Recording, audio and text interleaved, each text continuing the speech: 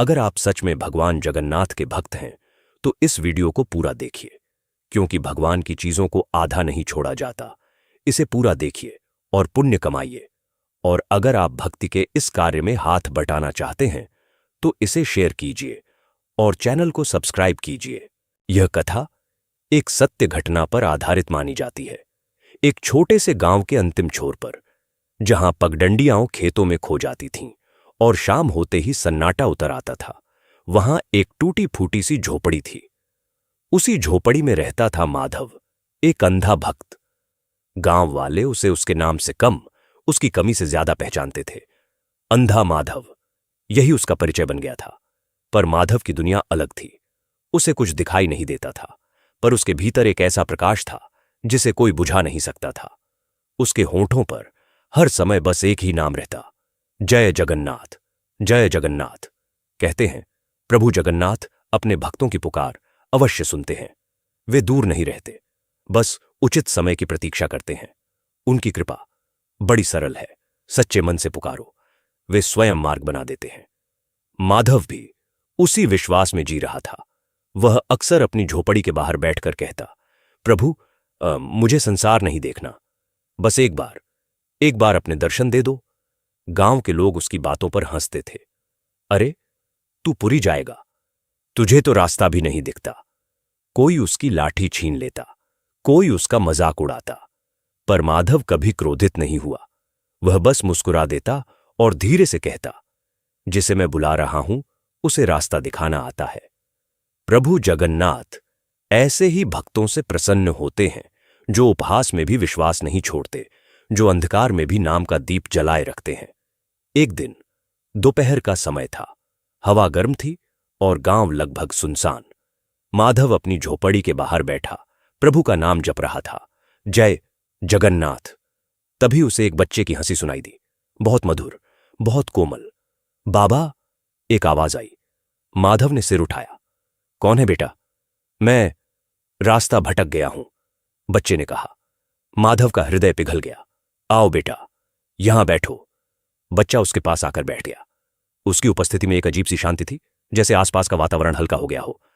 कुछ देर बाद बच्चे ने पूछा, बाबा तुम्हें कुछ चाहिए? माधव ने बिना सोचे कहा, हां चाहिए। क्या? बच्चे ने उत्सुकता से पूछा। माधव की आवाज धीमी हो गई। बस एक बार प्रभु जगन्नाथ के दर्शन।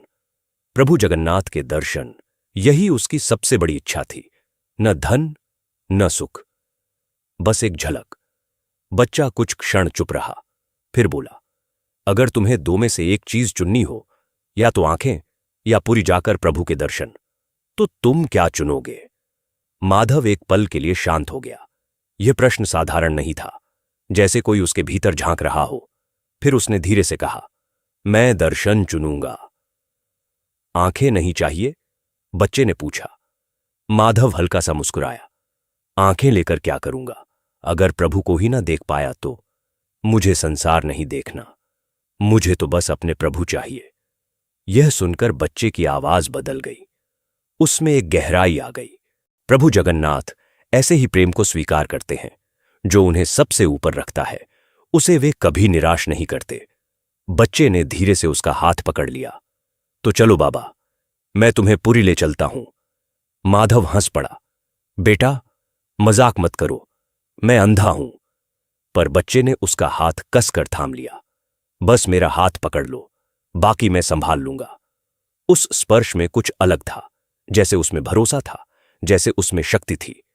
माधव ने बिना सोचे उसका हाथ पकड़ लिया और उसी क्षण उसके भीतर एक अजीब सा विश्वास जाग उठा।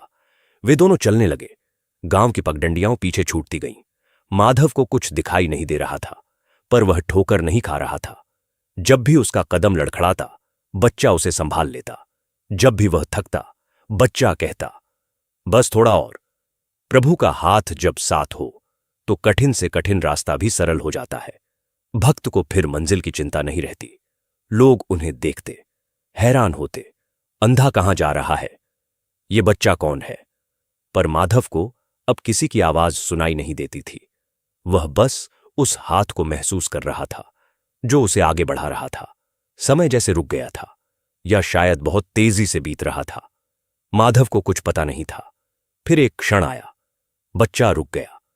बाबा, उसने धीरे से कहा, हम पहुंच गए। माधव का दिल तेजी से धड़कने लगा। कहां? उसकी आवाज कांप गई। बच्चा मुस्कुराया। पुरी, प्रभु जगन्नाथ का मंदिर। माधव के पैरों में जैसे जान ही नहीं रही। वह कांपते हुए खड़ा था। सच? उसने धीरे से पूछा। हां बाबा, बच्चे ने कहा। अब अंदर जाओ, तुम्हारे प्रभु तुम्हारा इंतजार कर रहे हैं। प्रभु जगन्नाथ अपने भक्तों को कभी इंतजार में नहीं रखते। वे सही समय पर स्वयं द्वार खोल देते हैं। माधव ने कांपते हुए कदम आगे बढ़ाया।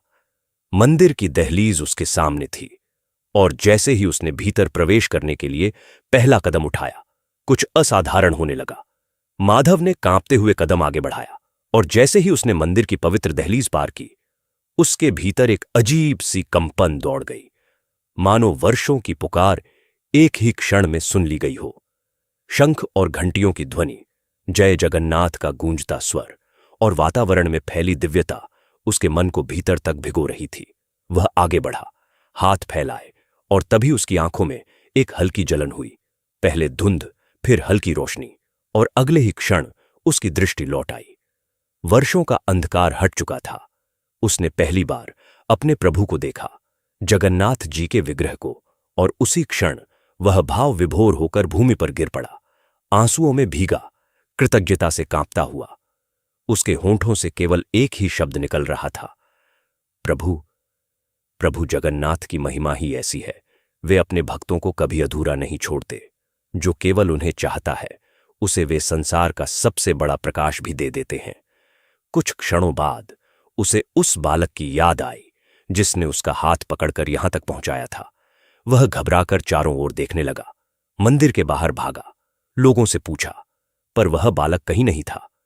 तभी उसके भीतर एक गहरी अनुभूति जागी।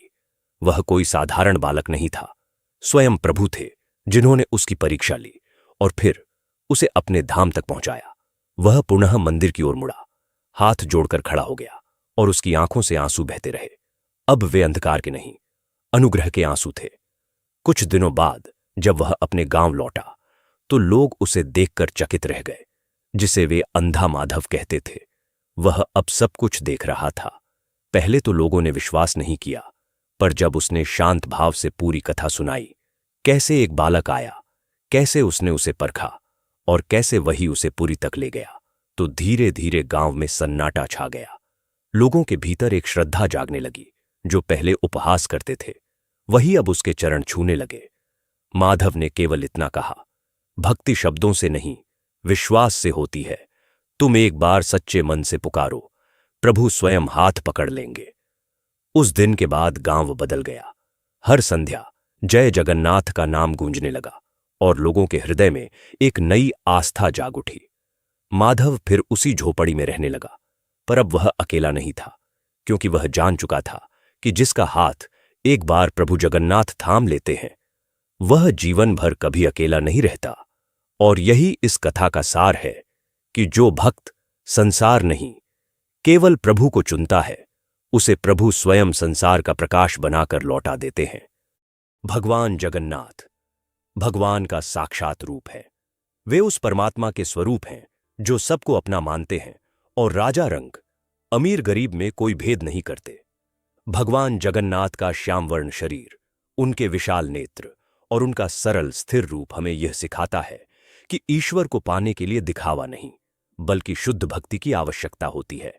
कहा जाता है कि भगवान जगन्नाथ अपने भक्तों की गरीबी दूर करते हैं, मन की परेशानियों को शांत करते हैं, और जो माता पिता संतान प्राप्ति की कामना से उनका स्मरण करते हैं, उनके जीवन में आशा का दीप जलाते हैं।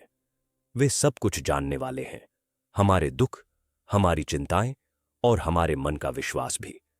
इसी कारण उनके दरबार में शब्दों से अधिक भावना का महत्व है। भगवान जगन्नाथ के मंत्रों को पूर्ण श्रद्धा और ध्यान के साथ सुनना और जपना चाहिए। ईश्वर के नाम को अधूरा छोड़ना उचित नहीं माना जाता, क्योंकि प्रभु के मंत्र में ही उनकी संपूर्ण शक्ति और कृपा निहित होती है। अतः आइए अब हम शांत मन और सच्ची श्रद्धा के साथ भगवान जगन्नाथ के पावन मंत्र का उच्चारण करें। ओम जगन्नाथाय नमः। ओम जगन्नाथाय नमः। ओम जगन्नाथाय नमः। नीलाचल निवासाय नित्याय परमात्मने। बलभद्र सुभद्रा सहिताय जगन्नाथाय ते नमः। ओम जगन्नाथाय नमः। ओम जगन्नाथाय नमः। ओम जगन्नाथाय नमः। नीलाचल निवासाय नित्याय परमात्मने। बलभद्र सुभद्रा सहिताय जगन्नाथाय ते नमः। ओम जगन्नाथाय नमः। ओम जगन्नाथाय नमः। ओम जगन्नाथाय नमः। नीलाचल निवासाय नित्याय परमात्मने। बलभद्र सुभद्रा सहिताय जगन्नाथाय ते नमः।